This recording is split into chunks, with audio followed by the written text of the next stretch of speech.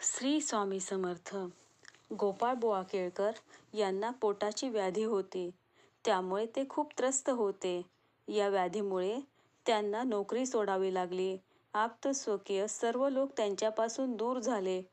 त्यांना काही काम करता येत नव्हते. त्यामुळे ते त्रस्त होऊ लागले.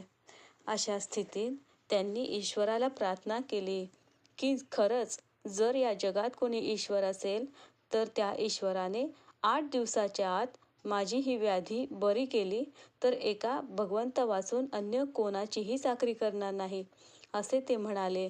आणि खरोखरच त्यांना तसा अनुभव आला. त्यांच्या तब्येतीत सुधारणा होऊ लागली. त्यानंतर बुवा आपल्या प्रतिज्ञेशी प्रामाणिक राहून ईश्वर शोधार्थ ते बाहेर पडले. पण त्या काळी अक्कलकोटला प्रत्यक्ष परब्रह्म उतरले आहेत, अशी सर्वत्र चर्चा सुरू असतानाच त्याच काळात नाशिक येथे देव मामलेदार आहेत. तर या 2 विभूतींपैकी आपण कोणाकडे जावे, असा त्यांना प्रश्न पडला. परंतु देव मामलेदार हे नाशिक येथे भावाच्या घराजवळच राहतात. तर तेथे गेलो तर भाऊ आपल्याला लगेच घरी घेऊन येईल, या विचाराने त्यांनी अक्कलकोटमध्ये जाण्याचा निर्णय घेतला. पण नोकरी नसल्यामुळे त्यांच्याकडे पैसे नव्हते. तर त्यांना त्यासाठी भावाकडून तिकिटाचे पैसे घ्यावे लागले. त्यांनी भावाला असे सांगितले की मी एका स्नेहाकडे जात आहे, तर मला तेथपर्यंतचं ते तू तिकीट दे. भावाने त्यांना पैसे दिले. परंतु जेथे जाण्याचे निमित्त करून ते निघाले होते तेथपर्यंतचेच तिकीट असल्यामुळे त्यांना वाटेत उतरावे लागले. कारण अक्कलकोटला जाण्यासाठी पुढे अजून पैसे लागणार होते आणि ते पैसे त्यांच्याकडे नव्हते. अशा स्थितीत ते एका धर्मशाळेत थांबले.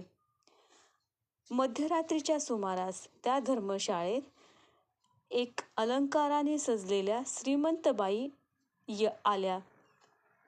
त्यांच्याकडे सामान सुमानाने भरलेल्या 10-12 गाड्यांसह त्या तेथे येऊन उतरल्या.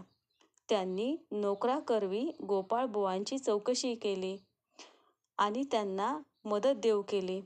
परंतु बुवांनी निरीच्छपणे ते सर्व काही नाकारले.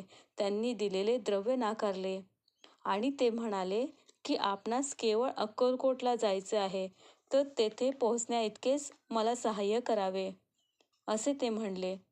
लीला लाघवी समर्थांच्या परीक्षेस बुवा परिपूर्ण उतरले. त्या बाईंनी तेव्हा त्यांना तिकिटाचे पैसे दिले. त्या तिकिटाच्या पैशावर ते अक्कलकोटला येऊन पोहोचले. त्यावेळी त्यांच्या खिशात केवळ 5 पैसे होते. त्या पैशांचा त्यांनी खारका घेतल्या आणि स्वामी शोधार्थ तो निघाले. स्वामी महाराज खास बागेत वडाच्या झाडाखाली विसावले होते.